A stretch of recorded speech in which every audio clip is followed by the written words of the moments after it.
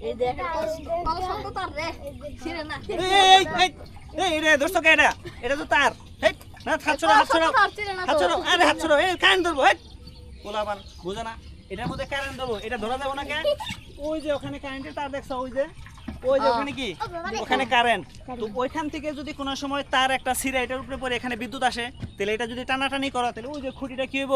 পড়ে যাবো গা তাহলে আমরা যদি এই টানাটানি করে এই খুঁটিটা ভেঙে ফেলে দেয় অথবা এই তারের মধ্যে বিদ্যুৎ আসে তখন আমরা শক খাবো না তাহলে আমাদের কি শক খাওয়া যাবো শক খাওয়া যাবো না আমরা তো মনে করো যে বিদ্যুৎ হলো ঝুঁকিপূর্ণ জিনিস এটা সচেতন থাকতে হবে আমাদের সচেতন রাখার জন্য কি করতে হবে এই যে নৌকা নিয়ে ঘুরতে আসো না এই নৌকা নিয়ে ঘুরতে এসে এই তারের মধ্যে যাওয়া যাবে না এই তারে গেলে কি হবে এটা হয় যে তার দেখছো এটা হলো আপনার তোমার এটা কি করছে এটা হয় যে ওই খুঁটি আছে না এই যে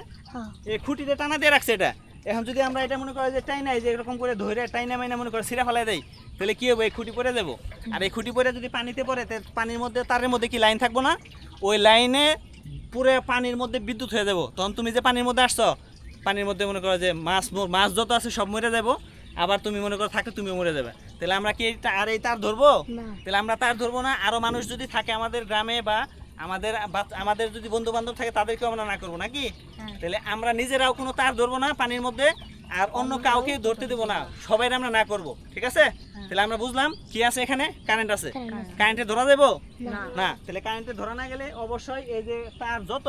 ধরো যে এখান দিয়ে ওইখান দিয়ে যত তার আছে কোনো তারের মধ্যেও ধরা যাবো না কোনো খাম্বার মধ্যেও ধরা যাবো না কিচ্ছু করা যেত না কারণ এগুলোর মধ্যে ধরলেই আমরা মরে যাবো তাহলে পানির মধ্যে পানিতে কিন্তু বিদ্যুৎ আসে বুঝছো পানির মধ্যে তার ছিঁড়ে পড়ে গেলে বিদ্যুৎ থাকবো তাহলে এগুলো আমাদের করা যাবো না ঠিক আছে তাহলে আমরা নৌকা নিয়ে ঘুরতে এলে আমাদের সাবধানে চলাফেরা করতে হবে ঠিক আছে তো অবশ্যই দর্শক দেখলেন যে আপনারা এখানে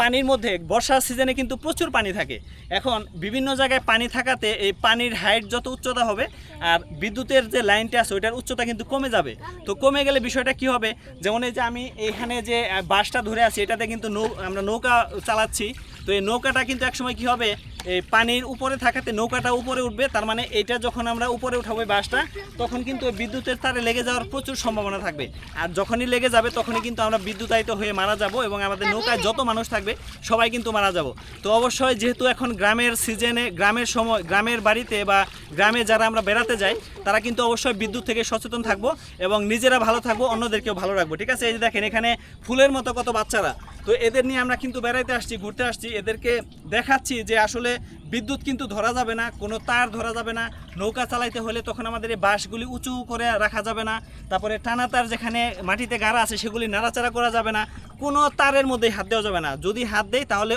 খুব সহজে আমরা কিন্তু বিদ্যুতায়িত হব এবং আমরা কিন্তু মারা যাব তো অবশ্যই আপনারা যদি নিজেরা সচেতন থাকতে চান এবং আরও মানুষকে সচেতন করতে চান তাহলে অবশ্যই আপনাদেরকে খেয়াল করতে হবে যে যদি বর্ষার সিজনে দেখেন তার নিচু ওই জায়গা দিয়ে কখনো নৌকা চালাবেন না এবং যদি কখনো চালাতে হয় অবশ্যই সাবধানে চালাবেন এবং আপনাদের ছোটো ছোটো বাচ্চা বা ছেলেমেয়ে যারা আছে তাদেরকে অবশ্যই বিদ্যুতের তার থেকে বর্ষা মাসে নিরাপদে রাখার চেষ্টা করবেন আর সেই জন্যই অবশ্যই আপনি এই ভিডিওটি শেয়ার করে দিবেন যাতে করে আপনার আরও মানুষ সচেতন হতে পারে আপনি নিজেও কিন্তু সচেতন হতে পারবেন এবং আরও মানুষ আপনার উসিলায় সচেতন হতে পারবে অবশ্যই সবাই ভালো থাকবেন সুস্থ থাকবেন এবং বিদ্যুৎ বাড়ির গল্প পেজের সাথে থাকবেন ঠিক হরে তোমরা কি ভালো লাগলো বিষয়টা তাহলে আমরা কি করব সবাইকে ঘোরা ওইদিকে ঘোরা ওই যে ক্যামেরার দিকে দেখো যে সবাইকে বলো যে আপনারা কেউ তার ধরবেন না বলো আপনারা কেউ তার ধরবেন না হ্যাঁ তাহলে কি আমরা কেউ তার ধরবো না সবাই আমরা নিরাপদে থাকবো হুররে হুররে ওকে ঠিক আছে